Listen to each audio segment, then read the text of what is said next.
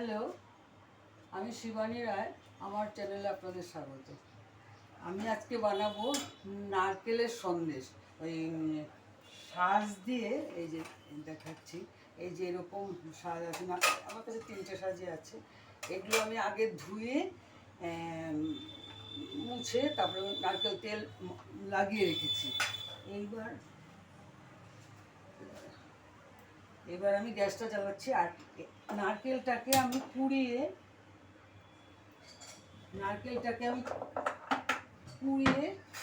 বেটে রেখেছি। মিক্সিতেও পেস্ট করা যেত, কিন্তু মিক্সিতে পেস্ট করলে বেশি মিহি হয় না, মানে সফট হয় না অতটা। আর নারকেলটার এই হলো সাইজ। এই নারকেলটা ভেঙে, কারণ নারকেলের উপরে নির্ভর করছে কতটা আমি চিনি দেবো। আর এটাতে সাধারণত মানে চিনি দিতে হয় আর কি। আমি 1 কাপ চিনি রেখেছি। 1 কাপ চিনি রেখেছি। এই 1 কাপ চিনি আমি এবার দিয়ে দিলাম।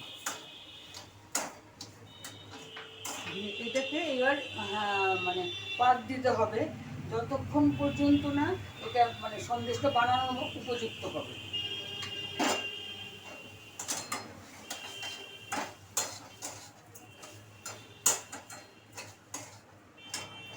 আর আমি এর মধ্যে একটুখানি নারকেল তেল রেখেছি।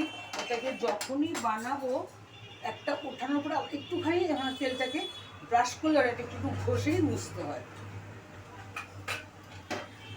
এবার আমি এটাকে যতক্ষণ পর্যন্ত না এটা হবে ততক্ষণ আমি এটাকে পাক দিয়ে দিতে হবে। একটু সময় লাগবে এটা।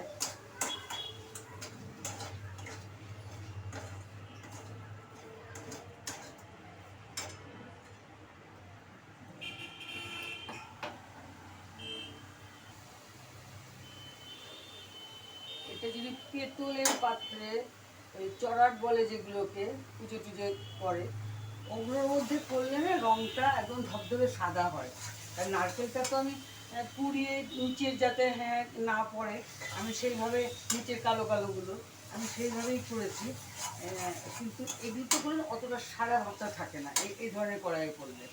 আর চড়াটে করলে একদম ধবধবে সাদা হয়।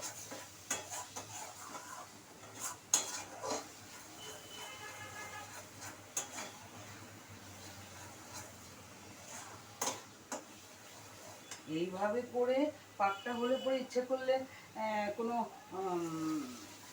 ফ্ল্যাট থালায় একটু তেল মাখিয়ে ঢেলে দিয়ে তারপর কেটে নিলেও হয়, যে যেরকম পছন্দ করে। আর একটু দেখতে একটু সুন্দর হয়।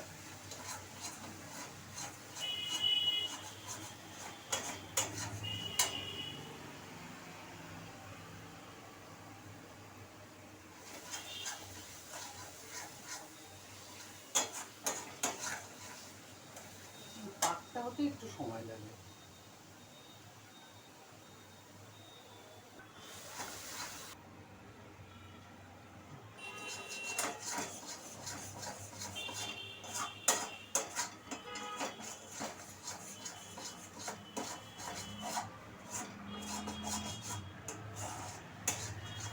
পাকটা প্রায় হয়ে এসছে, তাও আর একটু সময় লাগবে। খুব আস্তে আস্তে করতে হবে, একটুতেই নিচে লেগে যায়।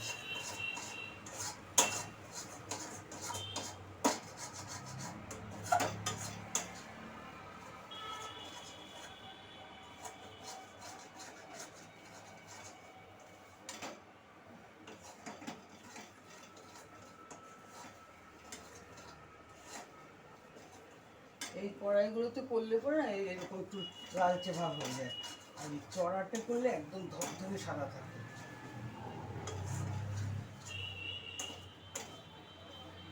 আর একটু হবে।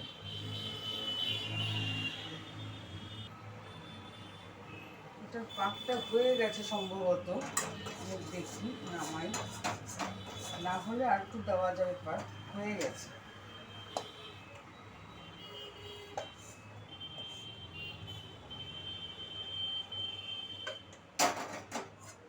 এটাকে এবার আমি এই ভেজা কাপড়টা দিয়ে ঢেকে রাখবো, তাহলে তাড়াতাড়ি শক্ত হয়ে যাবে।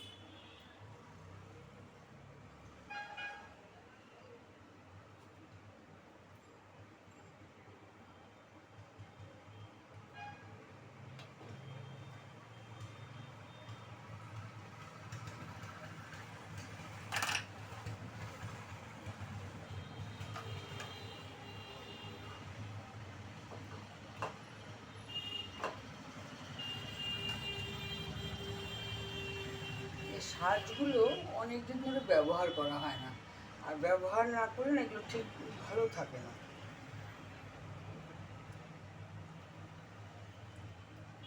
আমার বাড়িতে অনেক ধরে লোকজন রয়েছে, সেই জন্য আমি ঠিক মতো কিছু করতেও পারছি না।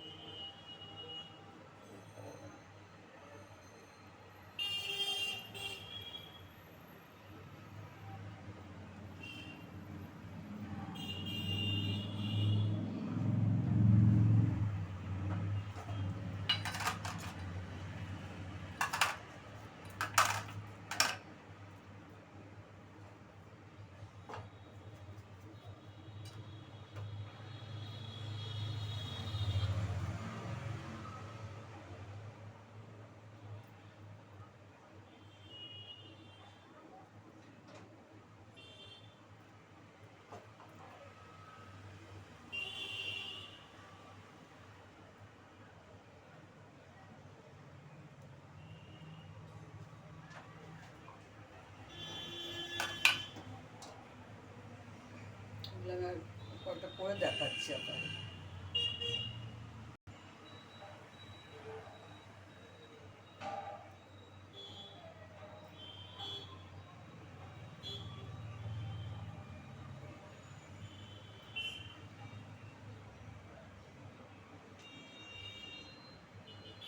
এগুলো বানানোটাই মানে যখন মানে খুব গরম থাকে, তো মানে অসম্ভব গরম থাকে, বানানোটাই খুব কষ্ট, হাত একদম লাল হয়ে যায়।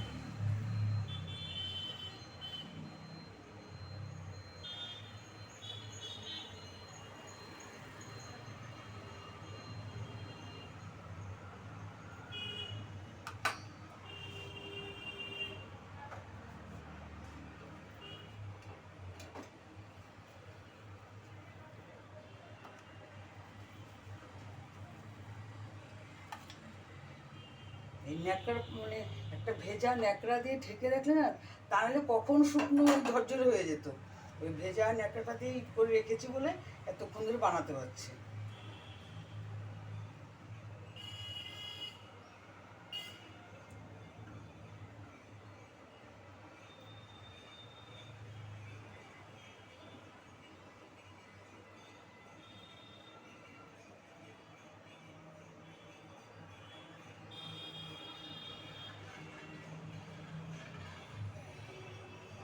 এরকম করে চার পাঁচটা একটু মোটা করে, মাঝখানটা একটুখানি এরকম করে দিলে হয় কি, দেখতে অনেকটা মোটা এরকম লাগে।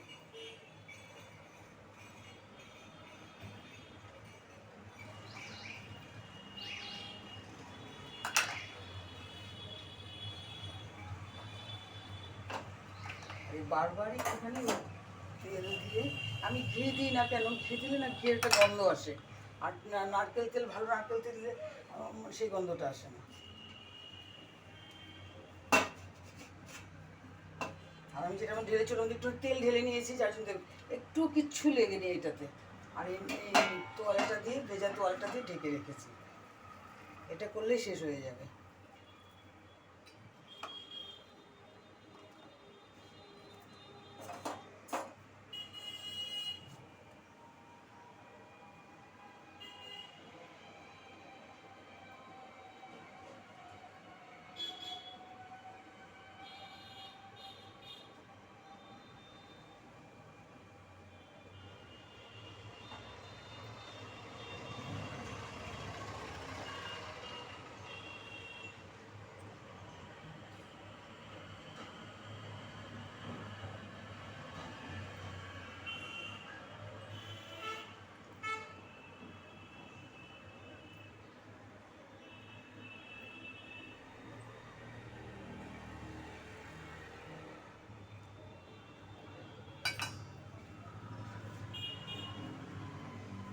আমি এবার হাতটা ভালো করে একটু মুছে নিলাম, নিয়ে আপনাদের দেখাচ্ছি।